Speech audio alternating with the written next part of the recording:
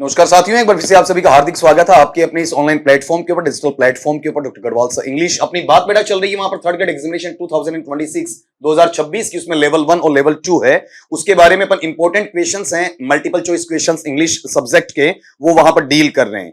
और उसमें जो आपका L1 के 9 क्वेश्चंस आते हैं, आपके L2 मेंस के वहां पर 70 क्वेश्चंस आते हैं। तो उनके ऊपर जो फोकस अपन कर रहे हैं, अबव 500 का 500 से ऊपर के सवाल अपन वहां पर निकाल चुके हैं। आज अपनी बारी वहां पर 581 की 581 वाले सवाल की।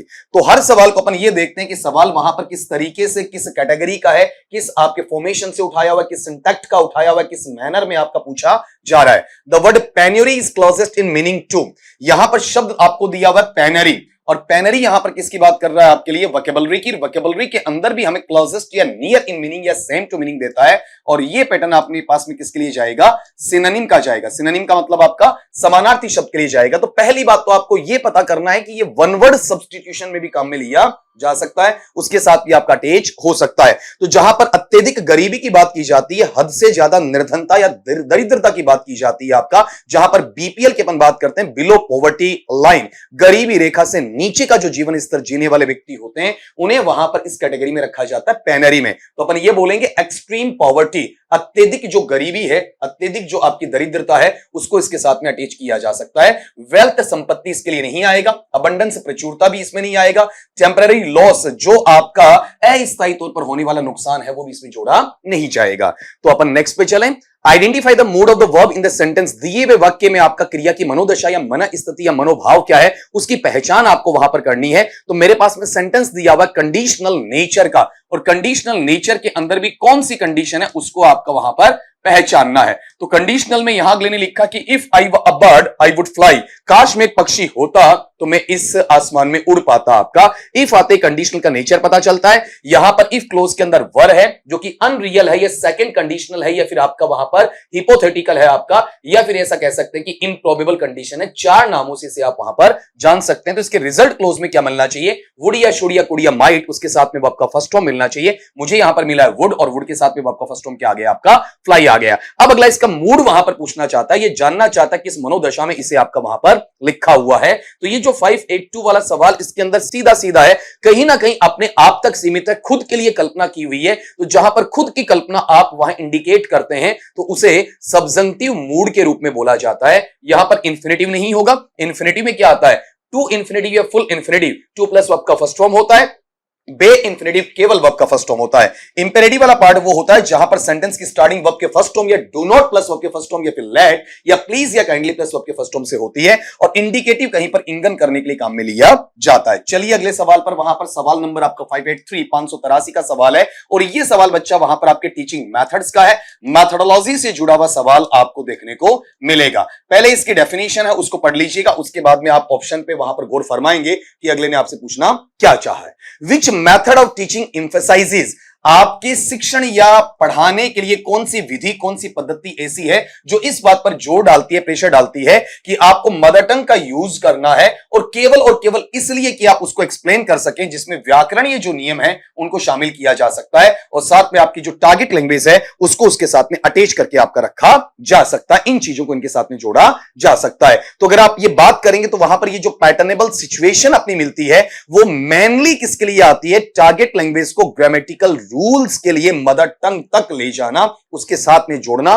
टीसीजी मेथड, ट्रांसलेशन कम ग्रामर मेथड है, या जीटी मेथड है, ग्रामर ट्रांसलेशन मेथड, उसके साथ में जिसे अपन पर्शियन मेथड कह सकते हैं, ओल्डेस्ट कह सकते हैं, एंशिएंट कह सकते हैं, आर्केइक नेचर का कह सकते हैं, ऑर्थोडॉक्स कह सकते हैं, आपका वहां पर सबसे ज्यादा प्रिवलेंट नेचर का वहां पर कह सकते हैं, स्टार्टिंग कह सकते हैं, आपका वहां पर बिगिनिंग वाला कह सकते हैं, कमेंसर कह सकते हैं, many more names are there, इससे भी बहुत ज्यादा नाम आपको वहां देखने को मिलेंगे। अगले पार्ट पे आप आ जाएं, क्वेश्चन नंबर आपका 584 584 वाला सवाल, ये कि the phrase to spill the beans means, यहां पर वोकैबुलरी के अंदर इडियम्स एंड फ्रेजेस है, इसके अंतर्गत आपसे सवाल यहां पर पूछा जा रहा है। स्पिल वाला जो पार्ट आपको मिलेगा यही इसका कीवर्ड बनेगा। इसका मतलब होता है बिखेरना, किसको, जो बीन्स हैं आपके दाने हैं आपके वहां पर। तो आप एक चीज ये देखेंगे, जो मुट्ठी में आपके दाने, खुली मुट्ठी है वो खाक की होती है, बंद मुट्ठी आपकी लाख की होती है। तो आपने बंद मुट्ठी कर रखी है, मतलब रहस्य छिपा रखा है। जैसे मुट्ठी को खोल दिया तो आपका रहस्य खुल गया आपका। ठीक है। अगला ये कह रहा है कि जब आप वहां बीन्स को स्पिल कर रहे हैं, मतलब आपके सीक्रेट को आपने एक्सपोज कर दिया, रिवील कर दिया, उसे प्रकट आपने वहां पर कर दिया। तो बीन्स को कुक करने की बात नहीं है, मैस फैलाने की बात नहीं है, फूड को वेस्ट करने की बात नहीं है। टोटली ये किसके नेचर में जाता है? आपका सीक्रेट को रिवील करने के नेचर में लिया जाता है। Question number 585, choose the correct passive voice. आपको सही जो आपका कृतवाच्य या कर्मवाच्य की बात यहां पर हो रही है उसको चुनना है। सेंटेंस अपने पास में वॉइस के अंदर इंटेरोगेटिव नेचर का है, प्रश्नवाचक वाक्य का है। सेंटेंस शुरू होता बेटा आपका हु से, तो हु वाले का जो पेसिव है जनरली अपने को ऑप्शन में मिलता है 99% बाई हुम से मिलता है। ब्रोक आपका वर्ब का सेकंड फॉर्म है, तो द विंडो एक वचन के अनुसार वोज या वर्ब में से वोज ले लेगा। द विंडो ऑब्जेक्ट से सब्जेक्ट बन जाएगा, वर्ब का थर्ड फॉर्म आ जाएगा, तो ब्रोक का थर्ड फॉर्म क्या आ जाएगा? ब्रोकन आ जाएगा। सेंटेंस ये बना वहां पर, बाई हुम वॉज द विंडो ब्रोकन, और यहां वाले पैटर्न में ये चीजें कट जाएंगी। यहां से तो बिल्कुल स्टार्ट नहीं होगा, हु से स्टार्ट हो सकता है, who was the window broken by, और by whom the window was broken. अब एक चीज आपको ये देखना है कि लास्ट वाले पार्ट में आप चेक करो, यहां पर बाय हुम के बाद में ये पैटर्न देखने को नहीं मिल रहा, ये सरासर गलत है। लेकिन क्या मैं इस तीसरे ऑप्शन को काट पाऊंगा क्या? यहां पर हु का हु से बना सकता हूं, साथ में वोज ले लूंगा, ऑब्जेक्ट का सब्जेक्ट द विंडो आ जाएगा, पास्ट पार्टिसिपल ब्रोकन आ जाएगा, प्रिपरेशन बाय आ जाएगा, क्वेश्चन मार्क इसके साथ में जुड़ जाएगा, तो मेरा पैटर्न ऐसा बनेगा। ये दो आंसर इसमें आपको देखने को मिलेंगे। 586 पे आ जाओ आपका 586 पे, the concept of scaffolding in language learning is related to the work out. ये बेटा आपका PTE principles of teaching English से लिया जाता है, या फिर आपका टीचिंग मेथोडोलॉजी है उसके साथ में से आपका अटैच करके रखा जा सकता है। तो ये जो कॉन्सेप्ट है, ये जो अवधारणा है, ये जो संप्रत्यय है, किसका वहां पर? स्कैफोल्डिंग का है। किसमें? आपका लैंग्वेज लर्निंग में, भाषा के अधिगम में। तो ये किससे जुड़ा हुआ है उसके साथ में आपको वहां पर इसे बताना है। तो एक्चुअल में ये जो पैटर्नेबल आपका पैटर्न किस चीज का? एक उस दार्शनिक का, एक उस फिलोसोफर का है जिसके द्वारा हमें यह कहा गया कि लैंग्वेज लर्निंग के लिए सबसे पहले आपको स्कैफोल्डिंग की आवश्यकता रहेगी। तो इसमें टोटली हमसे एक ही चीज मांगी जाती है कि दी हुई जो डेफिनेशन है ना, वो डेफिनेशन आपकी है किसकी? बस इतना ही अगले ने आपसे वहां पर पूछा है। तो यहां पर ये नाम आता वाइगोत्स्की। क्या नाम है बेटा आपका वहां पर? वाइगोत्स्की। इंग्लिश में विगोटस्की ऐसा मत पढ़ देना, क्या पढ़ते हैं इसे? Vygotsky, Vygotsky.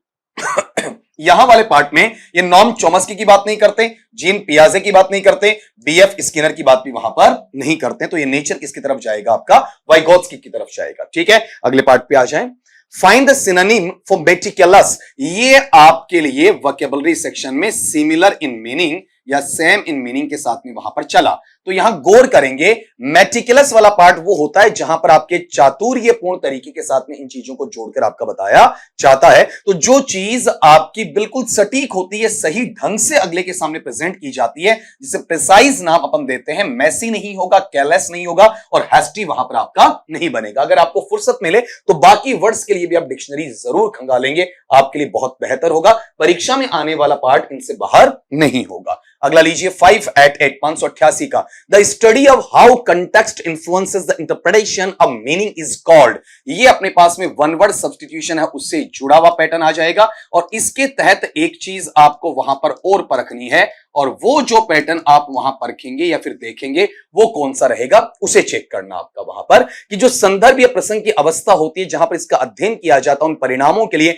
उन प्रभावों के लिए जो उत्प्रेक्षण देते हैं, जो उसकी व्याख्या करते हैं, डीप एनालिसिस करते हैं उस मीनिंग का, उस अर्थ का, उस नेचर को हमें क्या बोलना पड़ेगा। तो बेटा उसे अपन कहते हैं आपका प्रैग्मेटिक्स। इसे काट के देखना, ये सिमेंटिक्स मीनिंग से जुड़ा हुआ है, ये आपका संरचना से जुड़ा हुआ है, और ये आपका वहां पर लेटर्स और वर्ड से और सेंटेंसेस से आपका जुड़ा हुआ है। तो जहां कंटेक्चुअल बातें आती हैं वो प्रैग्मेटिक्स में आपकी रखी जाती हैं। क्वेश्चन नंबर 589 का देखिएगा आपका वहां पर, यहां विच sentence uses the word affect correctly. हमारे पास में वहां पर एक शब्द आया है अफेक्ट। अफेक्ट जनरली वर्ब का काम करता है, तो निम्नांकित में से कौन सा सेंटेंस ऐसा है जिसमें अफेक्ट बिल्कुल सही तरीके से काम में लिया हुआ है। तो आपको इसमें ये टॉपिक लेना है, सेंटेंस इंप्रूवमेंट के तहत लेना है, और सेंटेंस इंप्रूवमेंट में आप इसे लेकर नहीं आते हैं तो यही पैटर्न बच्चा आप किस में लेकर आ जाएंगे, वहां पर सेंटेंस के करेक्शन में, सेल्फ करेक्शन वाला जो पार्ट होता है उसके अंतर्गत लेकर आ जाएंगे। तो 589 पे अगला आपसे बोलना चाहेगा कि यहां कहां दिक्कत है। तो गौर करो, ये अफेक्ट यहां पर नाउन चाहिए ना, तो नाउन तो ई से स्टार्ट होगा,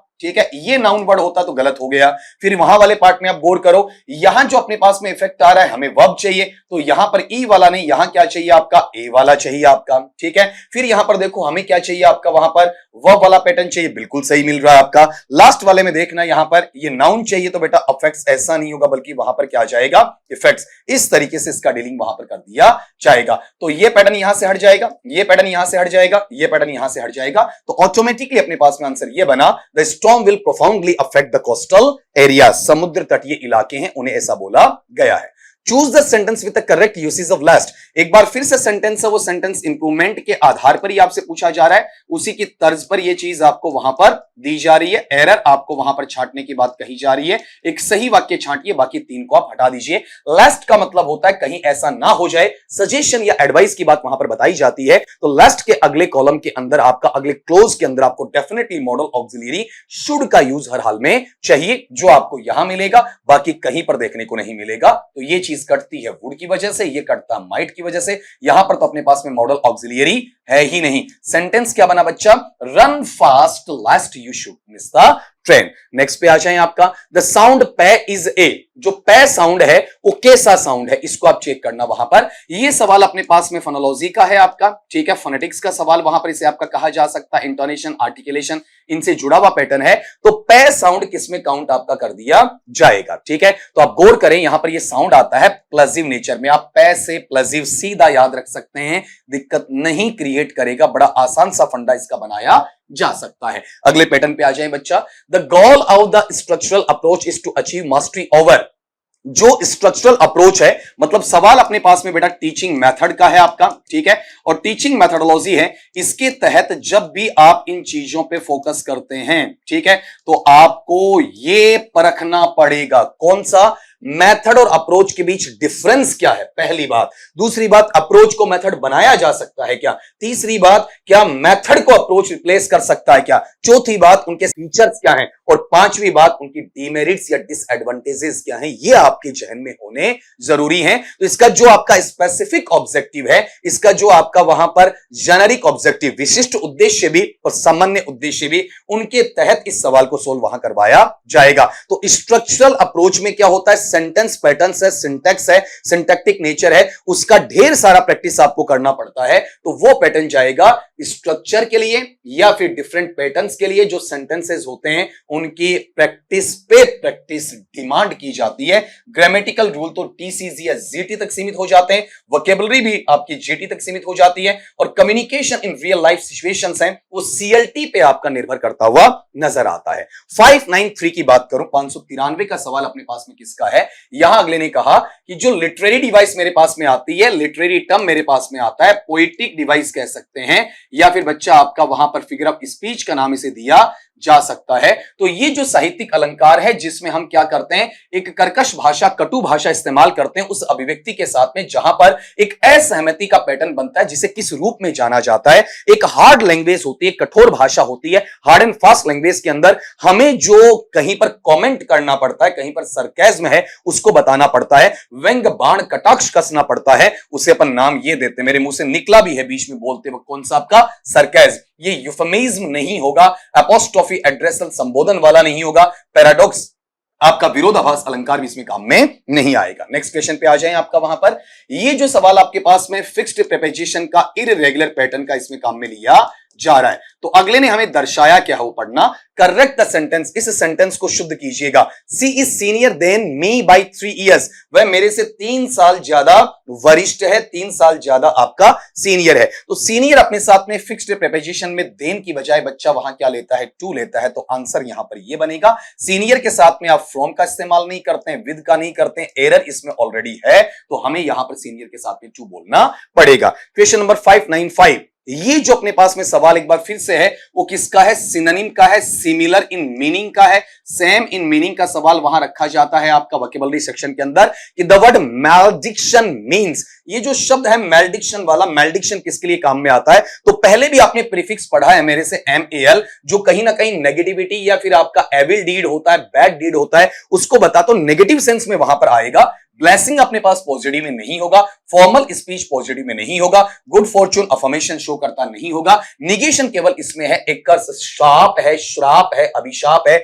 अभिश्राप है, उसके तहत इसे रखा जाता है। Number 596, identify the type of sentence. आपको वाक्य का प्रकार है उसे वहां पहचानना है कि किस टाइप का सेंटेंस आपको वहां पर दिया जा रहा है। तो ये एक तरीके से करीब करीब किसके नजदीक जा रहा है आपका, वहां पर ट्रांसफॉर्मेशन के और क्लॉज एनालिसिस के नजदीक, दोनों टॉपिक को मिलाकर आपसे सवाल वहां पर पूछा गया कि not only did he fail but he was also fine. ना केवल वह असफल रहा बल्कि उस पर जुर्माना भी लगाया गया, उसे इस चीज के लिए परेशान किया गया। तो ये जो फैनबॉयज नामक आपके वहां पर कंपाउंड के लिए जितने कंजंक्शन आते हैं वो इसके लिए जिम्मेदारी देते हैं कि दोनों साइड बराबर का क्लोज होगा, मतलब दोनों ही इंडिपेंडेंट क्लोज होंगे, दोनों ही मैन क्लोजेस होंगे। तो फैनबॉयज के अंदर से हम यहां पर इसको चेक करते हैं, किसको, बट को। तो ये मुझे बताता कि मेरा सेंटेंस सिंपल नहीं है बल्कि कंपाउंड है, कॉम्प्लेक्स नहीं है। कंपाउंड कॉम्प्लेक्स भी वहां पर बनता नहीं है। अगले सवाल पे आ जाए 597 आपका, ये कम्युनिकेशन जो स्किल्स होती हैं उनसे जुड़ा हुआ सवाल है आपका। Which language skill is generally given least importance in the audio lingual method. बहुत शानदार सवाल कहूंगा, उलझाया हुआ सवाल है कि लैंग्वेज स्किल या भाषा के जो कौशल होते हैं प्रॉपर या नेचुरल ऑर्डर में उसे बोलते हैं LSRW, लिसनिंग, स्पीकिंग, रीडिंग और राइटिंग। उनमें से सामान्यतया हम क्या करते हैं, गिवन लीस्ट इंपॉर्टेंस, मतलब कम से कम महत्व वहां देते हैं। देखो ये वर्ड यहां पर आपके लिए बहुत ही महत्व रखने वाला है कि इसमें वहां पर ऑडियो लिंग्वल मेथड में, ALM में, आर्मी मेथड में, मिशिगन मेथड में, आपका वहां पर स्पोकन मेथड के अंदर सबसे कम महत्व वहां पर किसको दिया जाता है। तो बेटा ये सबसे कम महत्व रीडिंग को मिलने वाला होता है। इसमें ये चीजें लिसनिंग, स्पीकिंग सबसे प्रभावी होती हैं। राइटिंग का फैक्टर भी इसमें देखने को हमें मिल जाता है। आप हो सकता है कि इसमें गलती से क्या कर दें, आपका राइटिंग कर दें, जबकि राइटिंग को महत्व इसमें मिलता है। नोट टेकिंग वहां पर आपका आ जाता है। अगला part, the plural of analysis. ये पार्ट्स ऑफ स्पीच का सेक्शन जो अपना नाउन है, नाउन के साथ में आने वाला एक टर्म बच्चा कौन सा बताओ, देखिए आपका नंबर वाला है, इसको इसके अंतर्गत रखा जाता है। The plural of analysis is, जो एनालिसिस या विश्लेषण का बहुवचन है वो वहां पर कौन सा आपका बनता है। ठीक है, तो ये एनालिसिस ऐसा लंबा नहीं चलेगा बल्कि एनालिसिस, एनालिसिस ये नहीं होगा ANALYSISES, ऐसा नहीं कर देना, ये मिस स्पेल्ट में भी आपका काम आने वाला है। और ये बाहरी भाषाओं से उठाए हुए शब्द हैं जिनमें इंटरनली चेंज होगा, हम एक्सटर्नली चेंज वहां पर नहीं कर सकते हैं। तो आंसर ये बनेगा एनालिसिस। ये नहीं बन सकता आपका सेम का सेम, ठीक है, ये तो स्पेलिंग ही नहीं बनता है। और इसमें इंफ्लेक्शन जरूर दिया लेकिन वो टोटली क्या रहेगा बच्चा, आपका इनकरेक्ट नेचर का रहेगा। अगले सवाल पे आ जाएं। ये फिर से तुम्हारे पास में एक तरीके से टीचिंग मेथड से जुड़ा हुआ सवाल मैं कहूंगा, पूर्णतया नहीं कहूंगा, ये कोलोक्वियल नेचर भी इसके अंदर देखने को मिलता है। जो कम्युनिकेटिव एस्पेक्ट है वो भी आपको इसके अंदर देखने को मिलता है। सवाल अगले ने हमारे सामने क्या प्रेजेंट किया, the use of mother tongue, जो मातृभाषा है उसका इंटरफेरेंस, जो हस्तक्षेप है, इज मोस्ट कॉमन इन, सबसे ज्यादा सामान्य रूप में स्वीकार्य होता है, कहां होता है, प्रोनाउंसिएशन आपका बिल्कुल इंटरफेयर करेगा। मातृभाषा आएगी तो आपका उच्चारण बिगड़ेगा, सिंटेक्स, संरचना भी आपकी धाराशायी हो जाएगी, नेस्ता नाबूद हो जाएगी।